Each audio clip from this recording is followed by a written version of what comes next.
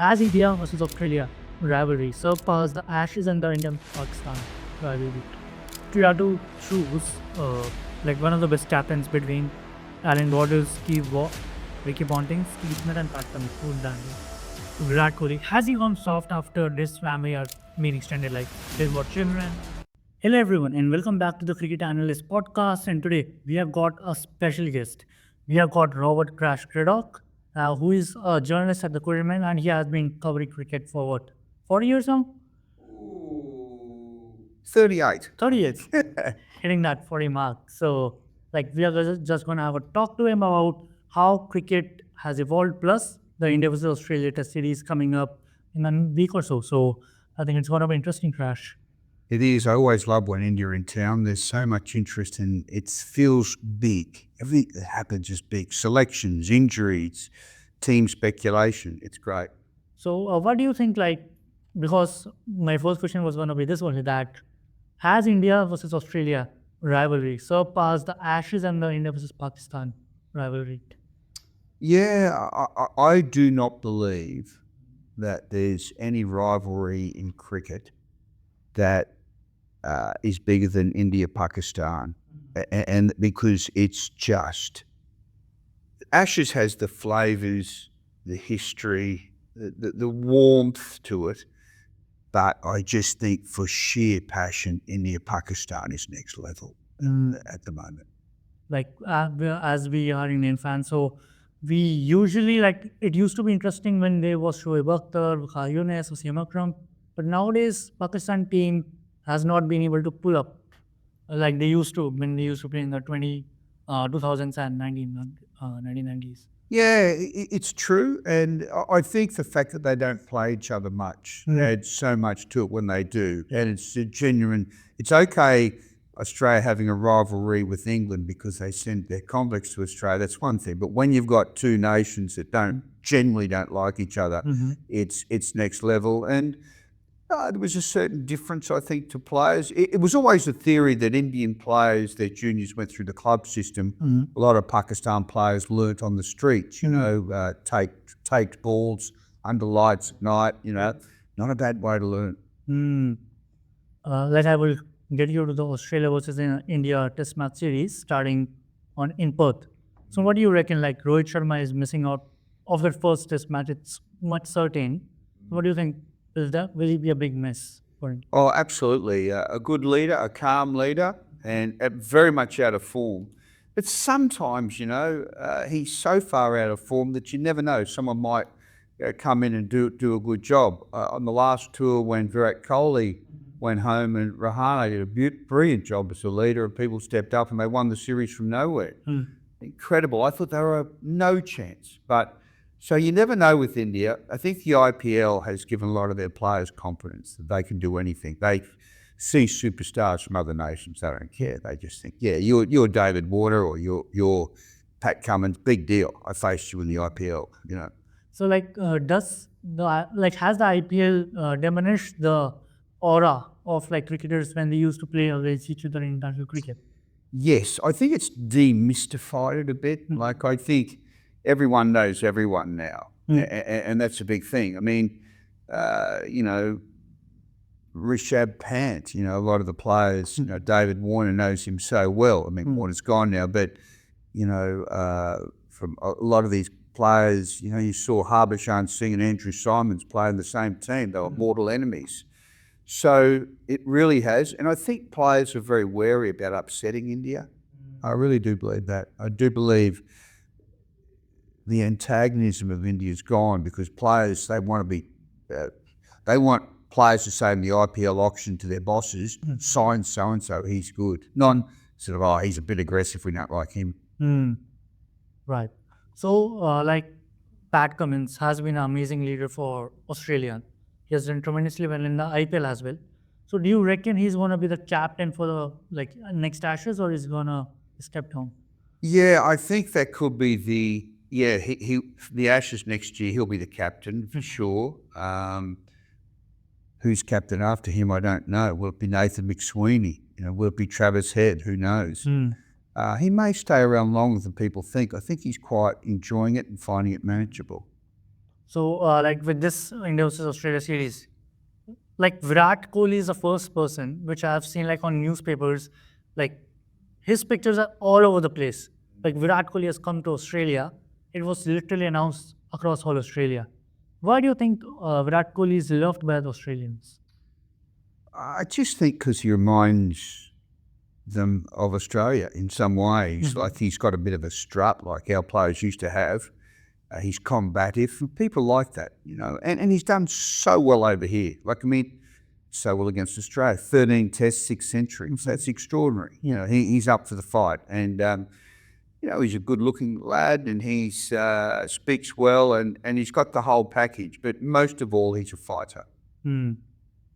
So, like, is Virat Kohli's form a big major concern for the Indian team at this moment? Yes, it is, without doubt. In the last 3 years, 3 of the last 4 years, he's averaged less than 29. That's an incredible stat. I mean, if his name wasn't Virat Kohli, I think he'd be gone. But he does play well in Australia. So, as I said, 6 centuries and 13 tests here is outstanding. And he likes the fast wickets. He doesn't mind a bit of bounce. And there is a feeling that in India, they've cooked wickets to try and win home series. And they've been very, very difficult to bat on. So, do you think like Sachin received a standing ovation in 2003 and 4 series because everyone thought that he's going to play last time in Australia? Do you think that's going to be the same thing for Virat Kohli? Yeah, he'll definitely. This will be his last Australian tour, and he will get a nice send off. Not quite the same as Sachin. Sachin was, big time and probably in his own orbit. Really, I'm not sure we've seen a more famous Indian cricketer, but Virat will get a nice send off here, and I hope it ends well for him. It deserves to. So I want to ask you, like Australian team selections were all over the place, like before the last week when the team was announced. How do you think Maxioni is going to step up? Because like 25 is a good age to play. He has done good as well in the domestic circuit. So, but they have cut off Cameron Bancroft, Marcus Harris. So, what do you think? Like, is it a good indication that like Cricket Australia is telling that we are not looking at the players who had a great last year, but more like they're doing something consistently? Yeah, I mean, he's been it's in a world full of flash Harrys. He's steady Eddie. He's just steady, and he's had a steady rise. He's only averaging 38 in first class cricket. David Hussey didn't get a test and he averaged 54 or something. So,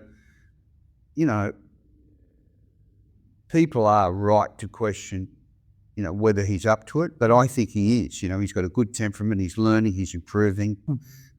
He doesn't have to set the world on fire. If it's an opening batsman, he averaged 32 in this tough era, but soaked up a lot of balls. That to me is doing a job. So do you think is like he used to play at number 3, but he's gonna open. So do you think is there a like big change in his mentality which he should do? Like we know that's not a big change. No, I don't think it's a big change in his mentality. He just has to think about it. One thing he's very good at, he knows where his off stump is, and that's the sign of a good opener. He doesn't get bowled, leaving balls much. He's very good. So I think you'll see Australia play a slightly different brand of cricket where they'll be more attritional. So, yeah. Like Uzi said last night that playing fast as an opener is a myth. So do you think it's still a myth, or is it like it's evolving? No, I think they will miss Warner because he had a strike rate of 70. It took so much pressure off Khawaja. It never looks great when 2 opening batsmen are very sedate. It doesn't, because, after 45 minutes of a test, you're none for 18. Yeah. And then you lose a wicket, suddenly you're 1 for 18. If you lose another one, you're 2 for 20. So, it's... Warner was a freak. Very underrated player. Yeah. Very underrated player. So, like, Uzi usually takes some time to just, like, get into it, and then he starts smashing. Do you think Maxioni needs to, like, compliment him while he's doing that, or does Uzi need to be the bigger person here and tell Maxioni that take your time. I'm gonna be there. Yeah, McSweeney's got to take his time. I think in 5 tests in 7 weeks, it's a very attritional series. Players are going to get tired. They're both old teams. Yeah. How do you make an old team tired? You keep them in the field. How do you keep them in the field? By facing balls. So if McSweeney soaks up bats for an hour and a half and makes 23, that's not necessarily a bad innings if it means Travis Head comes in at tea when the attack's tired and there's 45 overs on the ball. So, yeah, I think there's more than one way to beat this Indian team, and that's one of them. And what do you think, like Steve Smith, Manas Labuschagne, they are not having a great period of time? No. But can it be Steve Smith's last Australian series? Yeah, I think it'll be this one or next one against England. No further than that. What worries me is the entire Australian top order. No player is improving. Not one. They're all going backwards slowly. That's not what you want. But I think they're gettable, but I just don't see India have got the bowling attack to get them. Akashdeep, maybe not. But they've got the great Bumrah. But if Bumrah has a bad series, India cannot win. If he has a great series, they can win, but he can't do it alone. So I think that's where Siraj will come. And there is a rivalry between Siraj and Travis Head, I think. Yeah. So what do you think? Because Travis Head has had a good season till now, with the ODI cricket and even the T20 World Cup, it was fine. Yeah. So do you think he's going to carry that form, or is it's a mid break between the tests? You never know with Travis Head. He was very poor at the end of last season. He's done some spectacular things against India. He's probably cost them a World Cup and a World Test Championship. So I think they're still struggling to work him out, and I don't think they will work him out. He's a different, unique player. And what about Uzi? Because Usman Khwaja is 30, he's going to be 38 next month. So what do you think? If Steve Smith and Usman Khwaja have a lousy series, they're not doing that well. So maybe from Sri Lanka series, they try to tell them that thank you for your services, and we're gonna move forward with the selection. Yeah, I don't see Smith being pushed out the door, even though he's not what he was. Khawaja is older and in a tougher role. He's done a brilliant role. I don't think Lisbon will play forever. He could go this year. Probably in the back of his mind, he's thinking the Ashes next year. And I'd be really confident that Sam Constance will be the young Sam, would be his replacement. But once again, what is a pass mark for him? He soaks up a lot of balls and he's very deliberate. So just taking the shine off the new ball. If Usman averaged 33 in this series, that's no one's idea of a great series, but it might be enough. And Usman Khwaja has done pretty well till in this domestic season. So do you think, because no one is talking about him much, so do you think he's going to be one of those players to look out for in the series? Yeah, I do, because he's got endless patience. He's on top of his game. He's happy. And as I said, if they get through Bumrah, I don't see much quality there. I really don't. And people say, and if they played Jadeja and Ashwin, well, the first 3 tests are in Perth, Adelaide and Brisbane. They don't spin much, And so I don't see how they can play 2 spinners in Perth, which means probably Akashdeep and Mohammad Siraj you got to play, and they're pretty average. And in this modern cricket, we a lot of players talk about, especially Rohit Sharma, that you have to play with intent. Yeah. But intent used to be something like you have to soak up the balls in Test cricket and then start smashing. But nowadays, it's more like players are just going from the first ball. Yeah. So do you think that's more like throwing a wicket away?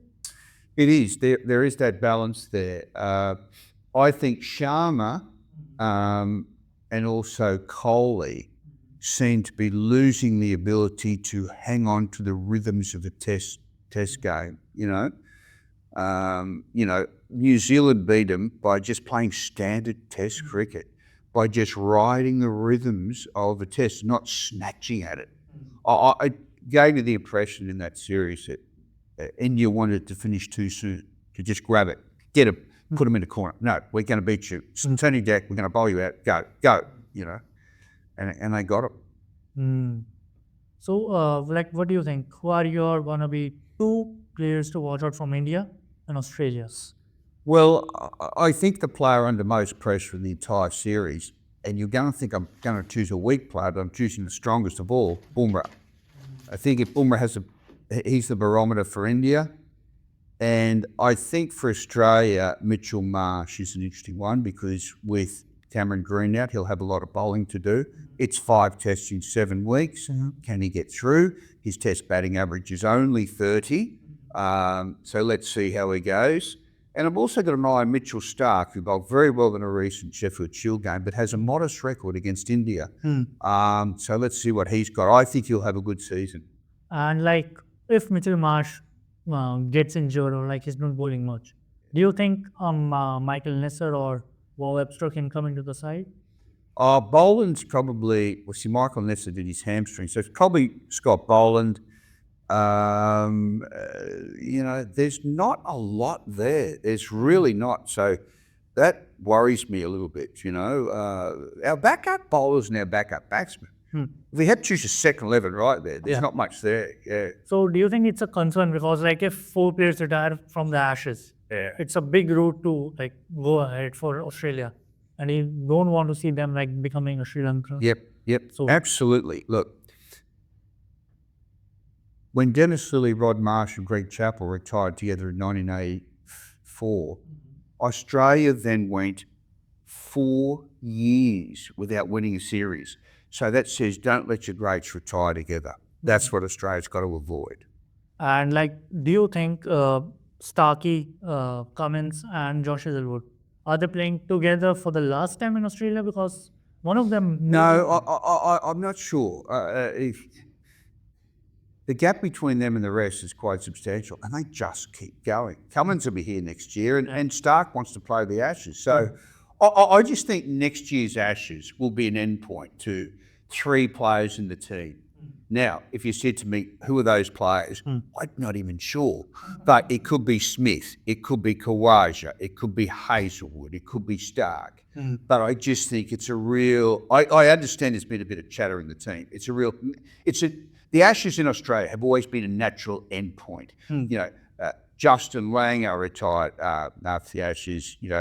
Shane Warne and McGrath famously went in the one test at the end of the Ashes. So if we talk about Bumrah has been that main guy for India during all these years.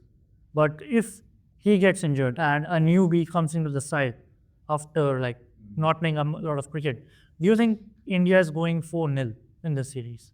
No, I think we said that last time. They've got great depth, and a lot of these kids they see it as their great chance. On the plane coming out here last time, Ravi Shastri said to the bowlers, the net bowlers, be ready every day of this series to play a test match. Be ready. And the last 5 bowlers they finished with at the end were different to the first 5. Incredible. They got the job done. And what's your scoreline for this series if you are keeping everything the same? Yeah, 3-1 Australia. 3-1 Australia. Yeah, 3-1 Australia. I just feel this is their time. And if you had to choose a test match in this rivalry, one of the greatest test match or most intense test match you have ever seen in India versus Australia, what would that be?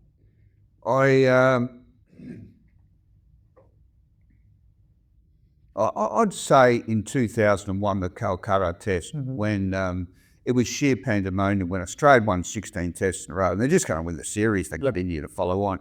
And Lakshman and Dravid made that sensational partnership.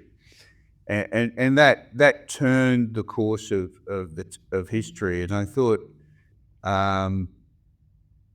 some of those test matches were wonderful. I remember Ajit Agarkar, I think, was dropped from that test after India lost the first test.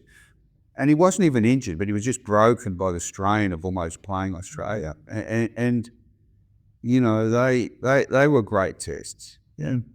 So 2001 Kolkata test would be the best. According to me, one of the test match which stands out in the whole cricketing rivalry is, I think, 2008 Monkey Gate. Yeah, yeah, That test match is one of the iconic ones because a lot of things happened in that. yeah.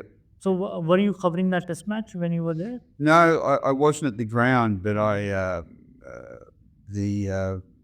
it was just incredible. Later, it was the drama, and Andrew Simons accusing Harbhajan Singh of calling him a monkey, Harbhajan denying it, Harbhajan getting suspended initially, then watered down on appeal, and Australia getting cold feet about India's threats to go home. Yeah, it was very, very unsavoury. And like, if you had to choose, like one of the best captains between Alan Border, Steve Waugh, Ricky Ponting, Steve Smith, and Pat Cummins, who would that be?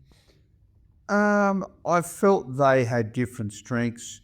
Alan Border, you must remember, he played in an era where the hotels weren't great in India, when there was no neutral umpires initially. Tough times, my God. Steve Waugh taught Australia to enjoy India. Mark Taylor had a fabulous attitude when they lost a test under his captaincy in India. I remember in 1998, I remember getting a lift with Raul Dravid, and Raul said, "Can't believe how positive Mark is. He's wonderful." So Ponting didn't have a great team, but Steve Waugh was, to me, eventually as good as anyone. Steve Waugh. And like, do you think Pat Cummins is on the way to become one of the greatest captains in history? Well, I think every captain has different strengths, and he's the calmest captain I've ever seen, and the calmest player I've ever seen. So calmness radiates calmness. Like he says to Travis Head, "Just be you, Trav. Just be you. I don't care." And so Trav had a spike under Cummins because he understands bowlers, and he's disproved the myth that bowlers can't be captains. So, see, I don't care whether Cummins is perfect in the field, whether his third slip is shallow, wide, whatever. That's fine. To me, the bigger thing is he makes players relax. He's an easy captain to play for. He's not stressed. So I think he's outstanding. In that way, he'll go down as one of those. His effort to win that 50-over World Cup, where he fielded first, was an outrageously brave gamble in India, against India, wasn't it? Yeah. Yeah. And, at the time I was watching on television, and I just thought, what? So he's brave, he's good. And I think, do you think like that quality of being calm is going to rile up the Indians this time because he backs down the order, he scores runs for fun, he takes wickets for fun. So is he going to be that player which snatches this series away from India? It could easily be. I think he's right at the peak of his powers, and his bowling average is 23 or something. It's outstanding in the modern game. He's a perpetual danger man. Yeah. And like in your journalism career, because a lot of things happen behind the scene, and we must have seen almost all of them. What's one moment which you can tell us about, which was either funny or very intense, which you saw, which you heard or saw about? I thought when we were over in India in 1998, and we were told that there was an emergency shipment of baked beans being sent over for Shane Warne, and we called him Mr. Bean and had the big headlines, and he didn't like it. He rang up my hotel room and said, "You made me look like a fool. I don't need baked beans all the time. Gosh, what are you doing?" I said, "Sorry, Morny, sorry." So we both hung up the phone, and then we both went down to breakfast, him a bit before me. And when I was down there, what was he eating? Baked beans. And when he saw me come in, he put the can behind the flowers so I couldn't see it. Yeah. So yeah, funny times for sure. And who is your favorite bowler of all time or batsman? My favourite bowler or batsman? Yeah. It's funny, they had different skills, but I really, really enjoyed Wasim Akram because I felt he was had a force about him and was just something else, he was just majestic. And as a batsman, I love the fluency and the poetry of Brian Lara. He was sort of like he was so fluid. His rivals admired him so much that Matthew Hayden at Gully, when Lara was batting, Hayden didn't even know he was doing it, but he'd be going like this, mimicking him. You know what I mean? Because Hayden just thought Lara was just the greatest you've ever seen. You know, it was just majestic. You know, which I like different players. Love Virendra Sehwag. You know, the Indian batsman who just went crazy. You know, a complete showstopper, would hit anyone anywhere. You know, he was magnificent. You know. Chris Shrikath, the Indian opening batsman, who was just go bang, get out. But you couldn't take, when he came to the crease, you just said, right, here we go. I love those sort of players there. They're really beautiful. And like, I want to ask you, like, you have done journalism for years now, and you have that experience. So, like, for young ones like us who are just starting our career, when you're sitting at the keyboard, what's your 2 pointers which you would like to learn and tell us about? I think, well, there's so many really, but if it's a complex story, write it simply. And if you're doing a feature story, put in anecdotes, put a bit of flesh and blood in. If you're doing an interview with someone and you say you're doing an interview with someone and it's Mother's Day, you ask them about their mum and say, oh, mum's very kind. Just keep saying, what's an example of that? You want an anecdote. You want someone to say, oh, well, she gave up her rowing career just to come to my soccer. You know, she was going to be an international rower, my mum. Oh, really?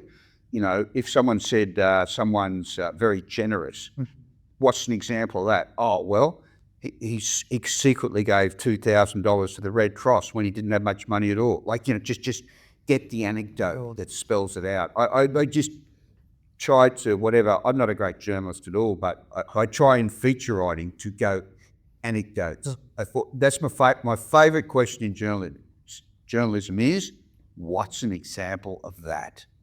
Just don't let them get away with generalities, a specific example, you know?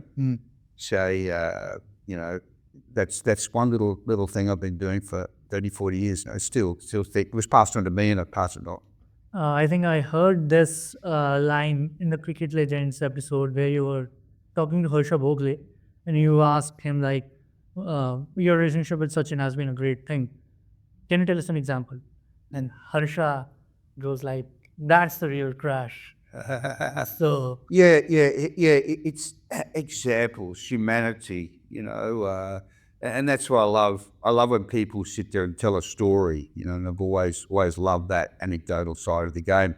I can't remember what I had for breakfast this morning. I can't remember dinner last night, but I can remember the look when the West Indies lost the Frank Worrell Trophy to Australia in 1995. I was walking past their dressing room and I thought, I've got to peep inside. I have to. So I went like this. I just saw Curtly Ambrose with his head leaning back against the wall like this, just in pure pain. And I can still see it. I swear to you, I can. So, in other words, that's the only memory I've got is for anecdotes, not other stuff. But it sticks with you. But it gives you so much in that 5 second, 6 second moment that you can write the whole story up. Yeah.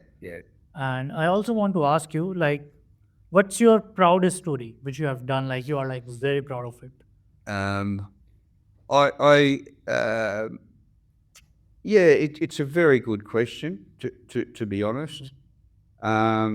Sometimes, I'll tell you a small story that I really liked. When Michael Kaspovitz made his test debut, Michael was raised by his mother and she raised 3 boys.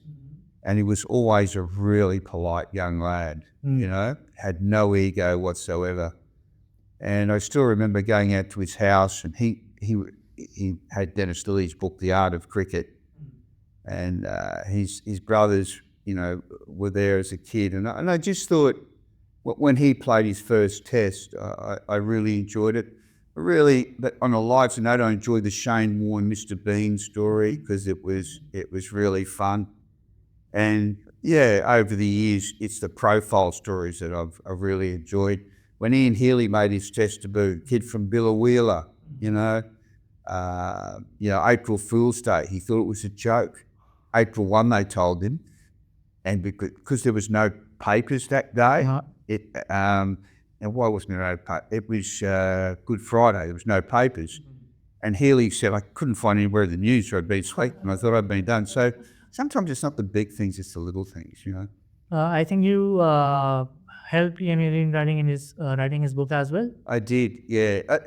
I've written 2 books, one with Ian Healy, one with Matthew Hayden. But that was a great moment. First interview with Ian Healy, and for his book, he goes, well, if you're going to be writing the book, you better have these. And he went down, he picked up all his diaries. Oh. So I went home that night, stayed up till 3 a.m. reading through his diaries, and it was fascinating. Sometimes it was 3 words, like Merv vomits in dressing room.